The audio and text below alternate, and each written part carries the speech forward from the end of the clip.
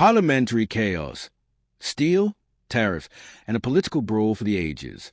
If you thought British politics was all about polite debates and well-mannered MPs sipping tea in stately rooms, think again. This week's Prime Minister's Questions, PMQs, was less Downton Abbey and more Gladiator, a steel cage match where the only thing sharper than the industry in question was a political rhetoric flying across the Commons. So grab your popcorn, because what happened wasn't just parliamentary procedure, it was a full-on political brawl. Picture this. The House of Commons, Wednesday afternoon, packed tighter than a Northern Line carriage at rush hour. The air is electric and the mood tense. Why? Because the future of British steel, an industry as iconic as a red phone box, is on the line. Reports swirl of fresh tariffs threatening to hammer the UK's manufacturers. And in the blue corner, Conservative firebrand Kimi Badenoch, or as Twitter now calls her, Kimi Badenoch, strides up to the dispatch box, ready to swing. Her target? The Prime Minister himself. Her accusation? That is a puppet with Donald Trump's hand stuck firmly up his number 10 blazer. If that doesn't get your pulse racing, nothing will. Let's set the stage. British steel has been fighting an uphill battle for years. Once the pride of the industrial North, it now faces a global market where every ton is hard-won. Enter the latest trade deal, a supposed triumph that saw the UK negotiate 0% tariffs on its steel exports to the US, while the rest of the world coughed up 25% or more. The government hailed it as proof Britain could go it alone post-Brexit, standing tall on the world stage. But, as ever in Westminster, things aren't so simple. The ink is barely dry on the deal when suddenly rumblings emerge from across the Atlantic. New tariffs are on the table unless Britain toes the line, specifically the line drawn by President Trump's White House. The specter of a 25% tax on steel looms, threatening manufacturers from Port Talbot to Sheffield.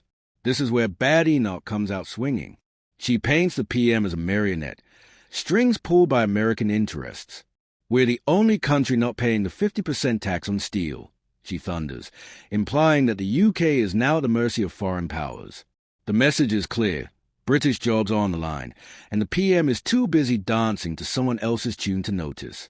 But the Prime Minister isn't taking it lying down. He fires back with accusations of his own, flipping the script. Forget Moscow on the Thames. He suggests it's a Conservative Party and their reform allies who are inching ever closer to Russia, China, and Iran. He draws a line from Brexit populism to international adversaries, daring his opponents to deny it. The result?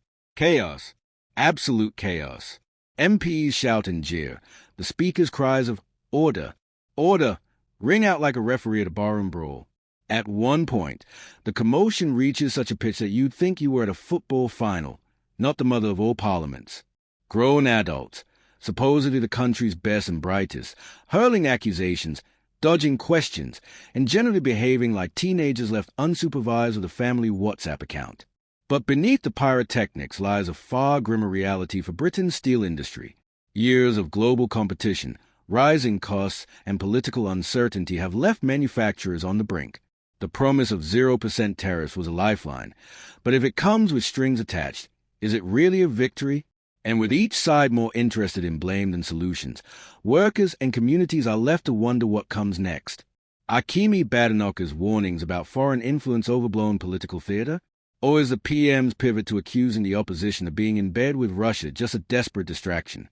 The truth, as ever, is more complicated. Both sides have points. British steel asterisk is asterisk vulnerable, and foreign policy asterisk does asterisk matter. But as the spectacle in Parliament shows, it's easier to play the blame game than fix a broken system. This isn't just about steel. It's about the future of British industry, the credibility of post-Brexit trade policy, and whether politicians can ever have an honest conversation about the challenges facing the country. For now, the noise drowns out the nuance. But as tariffs rise and factories struggle, the need for real answers grows more urgent. So, who won this round? Was Badenoch's puppet jab a killer blow, or did the PM's counterpunch land harder? In truth, neither side emerged unscathed.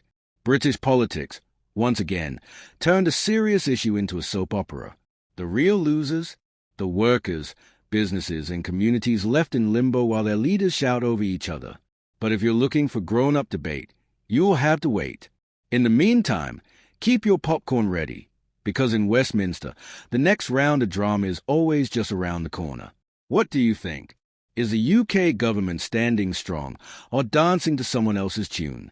Join the debate below, because in the end, it's your voice that matters most.